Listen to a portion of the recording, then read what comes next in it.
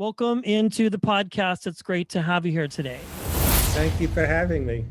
Well, if you are just now tuning in or you fast forwarded through the intro, we are talking to actor and comedian Fred Stoller. And my gosh, he's right in front of me. You just have such a large, iconic history library of work. And there are so many things and so many questions that I have.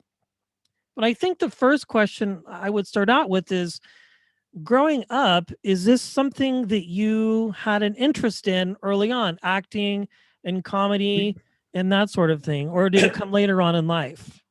Well, I'm an old guy, so growing up in the 70s, there weren't really comedy nerds.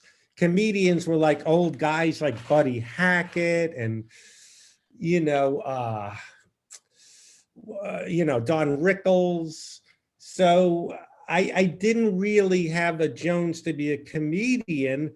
And the story I tell, I was very depressed and shy, and I knew the real world wasn't for me. I didn't know, how am I going to fit into the real world? But I'm not going to be a dentist or an architect. And I was anything but funny. I would see character actors on TV and movies like the Bob Newhart Show and Barney Miller. This is before your time. And I would gravitate to the weird character actors, but I didn't know how you did that. Like I said, it's not like today where you have YouTube and you have behind the scenes on DVDs and entertainment, behind the scenes where you could see paths. So then when I was 17, I think my older sister took me to a comedy club in Brooklyn. That's where I'm from. I saw Richard Lewis and Billy Crystal before they made it. Wow. So I wasn't really exposed to comedians. And someone explained, one of my sister's friends, there's a place in New York called The Improvisation. And that's where Jimmy Walker, Freddie Prinze, they did their act. Then they got on the Tonight Show and then they got on a sitcom. I went, oh, that's how you get on sitcoms. And even though I had no love of passion of stand-up comedies or never was told I was funny, I thought all I had to do was do it twice. I would do it at the Improv, get on the Tonight Show, and then be in a sitcom. So that didn't happen, but I eventually, by accident, hung out at comedy clubs at the Improv and developed an act because I was so shy. I couldn't look at the audience. I was a depressed guy doing stuff my mother would say. And so I kind of fell into the stand-up comedy boom of the 80s and made a marginal living and thought I would get discovered. And eventually I had to come to LA. Wow, quite a story. And I like your honesty in the fact that a lot of people who do this now, I hear, they have this idea of, they go on like the Tonight Show or Jimmy Fallon now, do like a 5-minute set, and then like the phone's going to ring the next day and people are going to just want you to be a part of something. But that's definitely not the case, right? As far as what you've just shared, like it's been a long, hard road for you to get where you are. Well, I thought you were going to say, in my day, it used to be, well, there were a lot that made it from the Tonight Show. Drew Carey was one of the last ones, because then it got all watered down. There were all these shows, but then there was a young comedian specials. People made it from that. But now it's kind of funny. There's people who quote unquote make it. I don't know where they made it from. I think a lot. I think on Joe Rogan's podcast, but it used to be like sort of a path you understood. Oh, I see how this guy made it, Sam Kinison or whatever. So it's it's just all over the place. Well, it's funny because I know that you do these lives sometimes on Instagrams and you talk to people and people ask you questions. And I imagine a question that you probably get often is, how can I be a better this, or how can I do that? And there's really not a specific path for just everybody, right? It's different. Yes, people say, how can I be an actor? How can I do this? When, yes, the advice I always give is there is no path. So don't be prey to gurus or seminars or acting coaches or managers that prey on your vulnerability and say this is the path. Yes, my only thing I would say is don't be a permanent student. It's okay to take an acting class. Well, pre-pandemic, we'll see what happens, is to share, be with people at your level and you share information. Like you can't do a comedy class to learn to do stand-up, but it might be good to be with other people starting out. Oh, there's an open mic there or this. It's just, you got to be in the trenches of whatever you're doing and you can't dabble. You gotta, yeah, this career that you have is not for the faint at heart, right? It's not just to kind of like pick and choose and decide, well, I might nickel and dime this or nickel and dime that. It's interesting you mentioned comedy classes because I hear pros and cons to both, but the thread that I hear from a lot of people is it kind of helps you just get to the microphone and sort of learn etiquette and things. But like you said, you have to go out and do this. Were your parents supportive of Oh, your no. It did. My mother freaked out. I quit college to hang out at the comedy clubs. And she rightfully, it made no sense because, like I said, her generation comedians were like vaudeville and, Catskills. And I was very, very depressed. It made no sense. I'm going to be a comedian. It's like if my cat told me that. It's just, but she was not supportive. She finally started being quote unquote proud when other people said they saw me on something like the retirement community. They saw me on The Nanny. So it was again, now comedy, and I keep saying pre-pandemic, is almost a path. Like there's colleges have improv classes. So it's more in the lexicon, that's the word, the mindset of people. It's like in LA, it's almost more uncommon that you're not a comedian because people try it in some way. So yes, it made no sense to them. Yeah, well, that's crazy, and that story seems all too familiar. Now you're moving along, and you're part of this comedy boom in the '80s. I'm 46, so I'm somewhat familiar just historically of what that looked like. And you're hanging out at the comedy clubs, and you're doing all these things. Did you have something else that you were doing simultaneously, like a normal job, so to speak, or did you just kind of throw it all in? And then at what point did you decide you were going to just pursue this 100% and not dabble, as you Well, put it? once I passed auditions at the Improv, I just would hang out there. You'd hang out and you'd get on at first, like every 3 weeks if you were lucky. I would follow Gilbert Gottfried, people like that were there.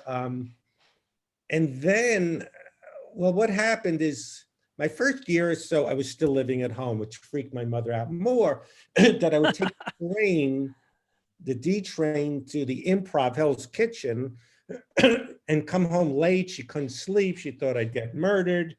So I was just living on what they had cab fare. If you did get on, you'd get like $8 or whatever. And I'd eat pizza.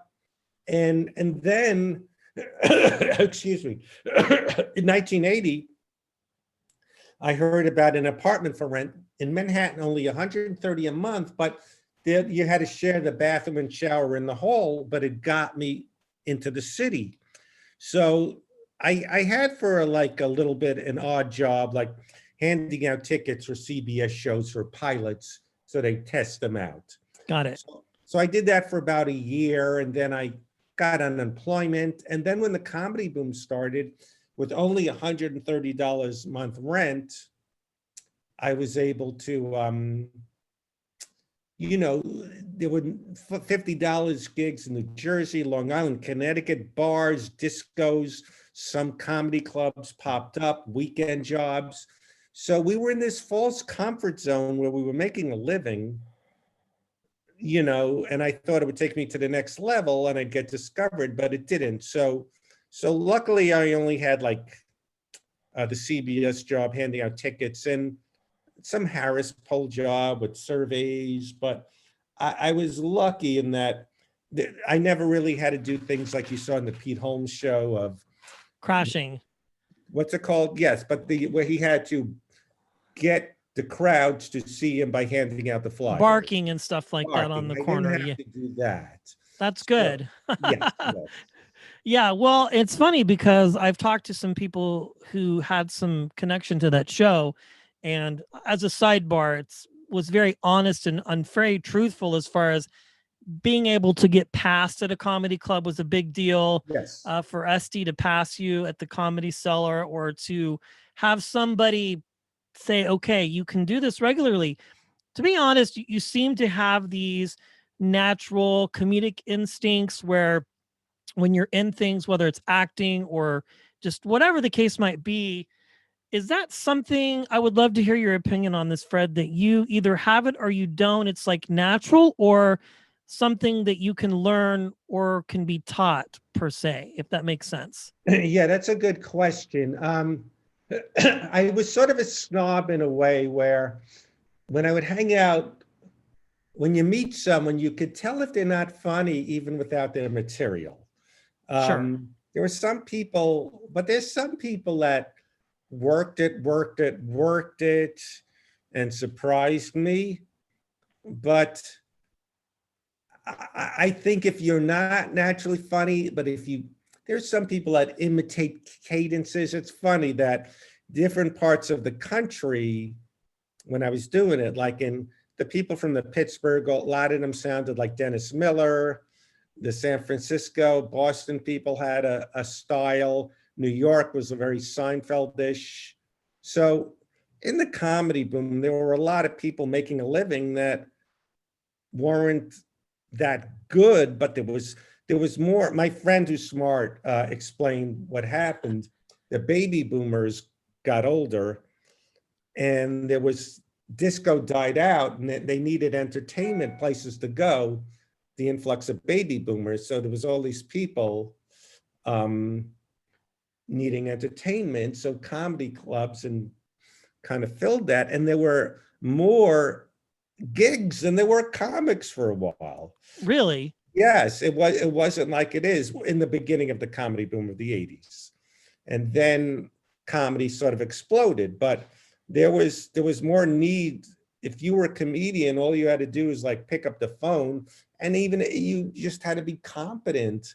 So a lot of them made a marginal living that were very mediocre in my day, because it was the comedy boom just started in the 80s.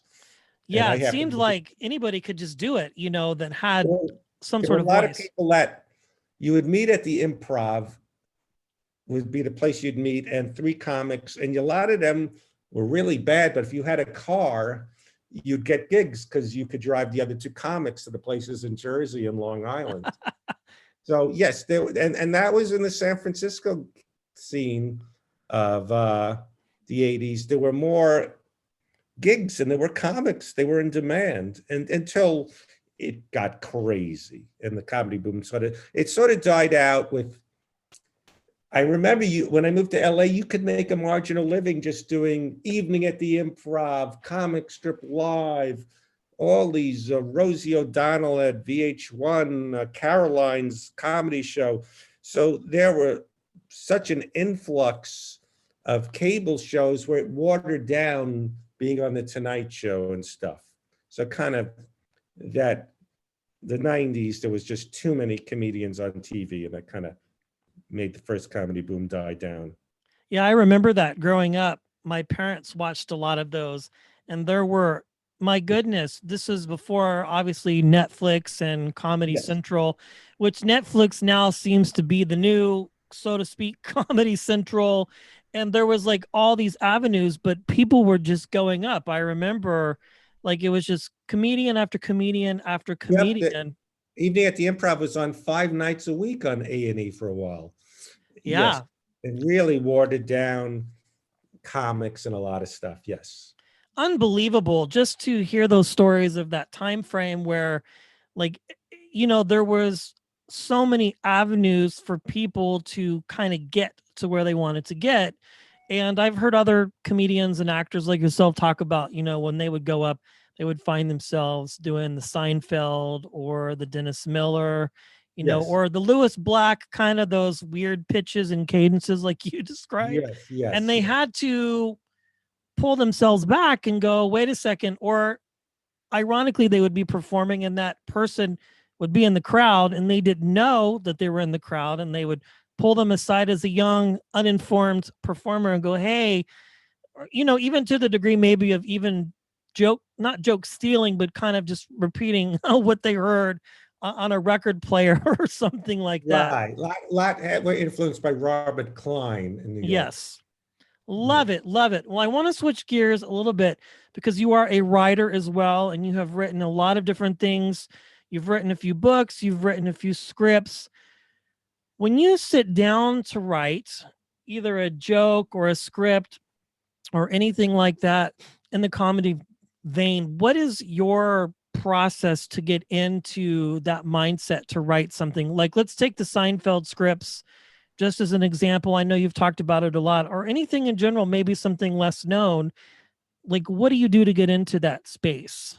Well, it's weird. A lot when I did stand up, my best jokes kind of hit me, or Okay. someone said to me, or from my life. I don't think I'd be good as like a topical joke writer on the Tonight Show. I'm not good at I mean, I never wanted to, or it would be just a job, but I'm not good at, I just guess I have my voice. I'm not that good at, I don't think I could write a rom-com, or an episode of King of Queens so good. But, well, writing on Seinfeld, you kind of have the template, Harry David created it. So I would just pitch ideas from my life, like I said, things that happened to me were very Seinfeld-ish, some of them. So, when I wrote so I try to be more imaginative, but it's just more comfortable writing an exaggeration of what I have in memoirs, what happened to me, or just recalling crazy stuff in my voice. I love it. As a side question, at what point in your career did you finally find your voice? Because I hear that term a lot from comedians and actors, in finding your voice. Was it early on? Was it later on? That's a good question. I think, one of the things I didn't really watch too many comics. I didn't want to be too influenced. When I in stand up, at first it came, like I said, accidentally. I'd had my head Sure. down, I couldn't look at the audience, and I would just make nooses with the mic stand and do weird, morbid one-liners. But then when you'd go on the road, it got watered down a bit because you can't just go into your act. You got to acknowledge what city you're in and do an hour and stretch out the material. And so it's weird because like I found my voice, I thought, early on, but then I got to a point where I didn't want to, and sometimes was doing an imitation of myself, like where I was going, oh, am I watering it down? Am I allowed to look at the crowd? Can I smile? Can I talk to someone? So I got kind of stuck for a while in what I thought the persona is I created.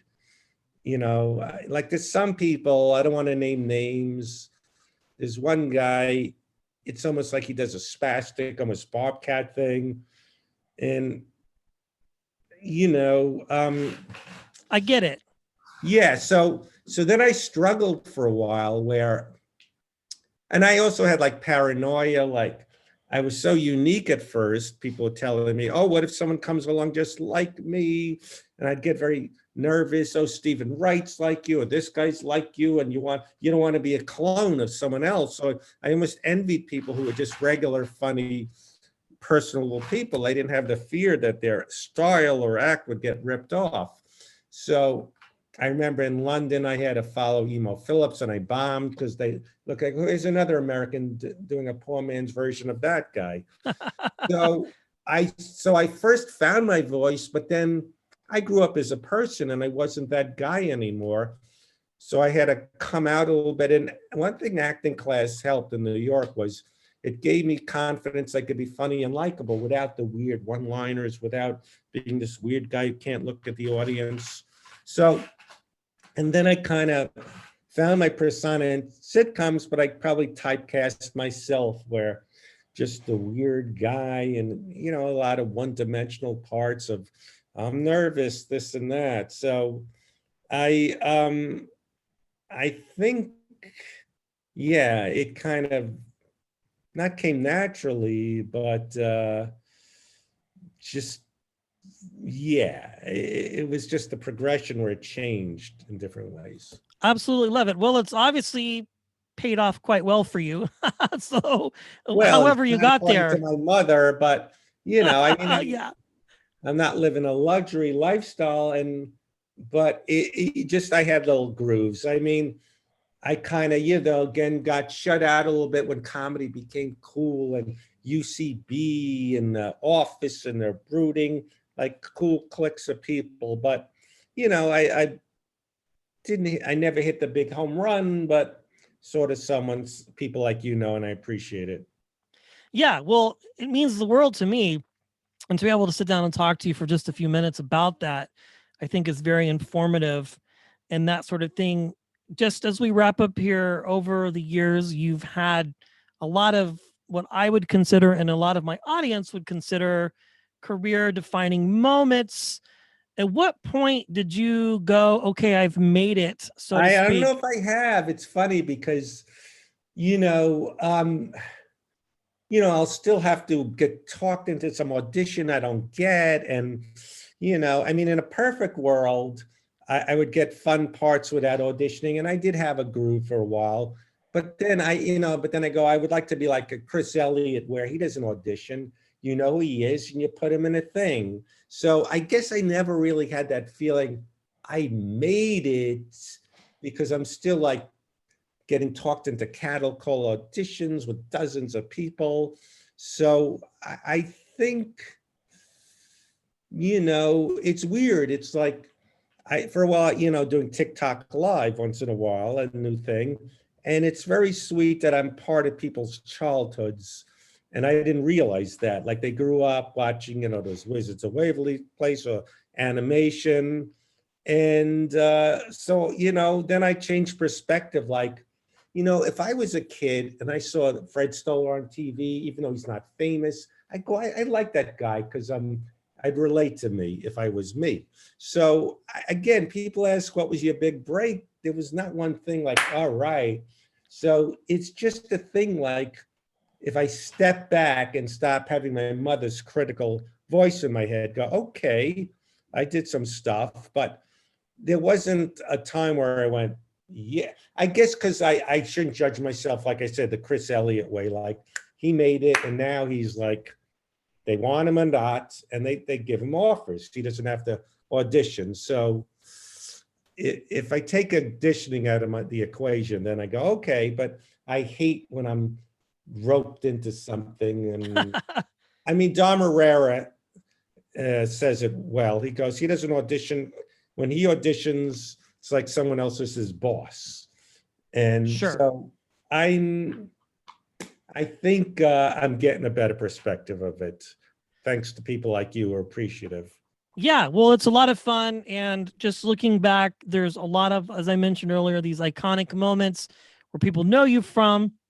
In my opinion, and I think a lot of people's, you know, you are definitely the people's champ as far as what we see when we watch you on TV or get your comedy and that sort of thing. You, as we wrap up here, one last question. You have a lot of things that you do offer for people to connect with you, whether it's acting classes or joke punch ups, or you listen to people's jokes. If people want to maybe take advantage of some of these classes that you offer, Fred, how can they But you do just that? go to my Instagram or my, you know, there's just a tree link where I do people buy Seinfeld scripts or Zoom things or just like that. And I'm on Cameo. Those are fun to do. That's an app where you do shout outs. So just, someone ordered a Dumb and Dumber photo to get off the phone photo. So yeah, there's an app called Gemini. I'm on Fred Stoller Gemini where it's a little store and, you know, photos and stuff. Wonderful. Well, Fred, thank you so much for your time and for being a part of this podcast today. I really do appreciate it. And keep me posted. And I got more out of this than you do. It really lifted me up. I appreciate it so much.